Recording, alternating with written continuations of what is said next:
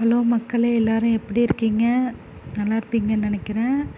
இன்றைக்கி கோதுமை மாவு வச்சு ஒரு ரெசிபி செய்யலான்னு, எள்ளடை செய்யலான்னு. அதுக்கு 1/4 கிலோ கோதுமை மாவுக்கு தேவையான அளவு உப்பு போட்டுக்குங்க. 1/2 ஸ்பூன் சின்ன ஜீரகம் போட்டுக்குங்க.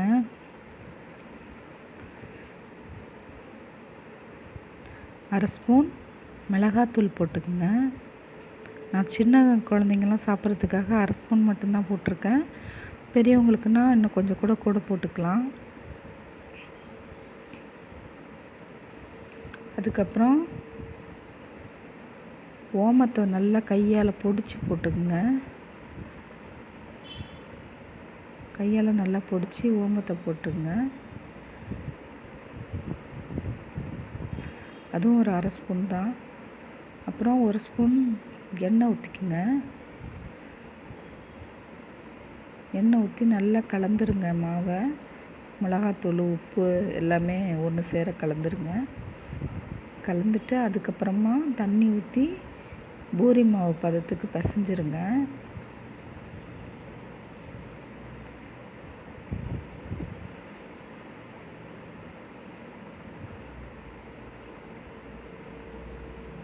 பூரி மாவு பதத்துக்கு பிசைஞ்சிட்டு இது மஞ்சத்தூள் போட்டிருந்தா இன்னும் கொஞ்சம் கலராக இருந்திருக்கும்.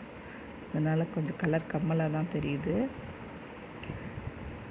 இதை பூரி திரட்டுற மாதிரியே நல்லா எவ்வளோ மெலிசாக திரட்ட முடியுமோ அவ்வளோ மெலிசாக திரட்டிடுங்க. திரட்டிட்டு நான் டப்பி வச்சு ரவுண்டு போடுறேன். நீங்கள் மூடி இருந்தாலும் சரி, கொஞ்சம் பெரிய மூடியாக இருந்தால் கூட போட்டுக்கலாம். நான் சின்ன டப்பி வச்சு தான் போடுறேன். இதில் எல்லாத்தையும் செஞ்சு வச்சுக்கிட்டு எண்ணெயில் போட்டு எடுத்திங்கன்னா நல்லா மொறு மொறுன்னு எள்ளடை ரெடி ஆகிடும்.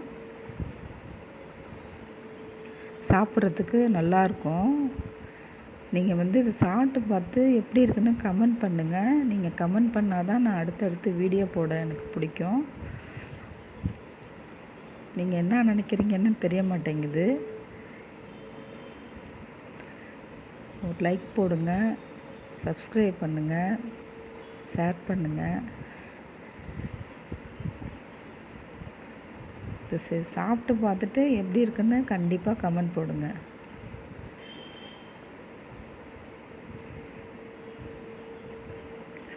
இது பாருங்க எவ்வளோ கிறிஸ்பியாக நல்லா இருக்குன்னு. இது ஒரு வாரத்துக்கு கூட நல்லாயிருக்கும்.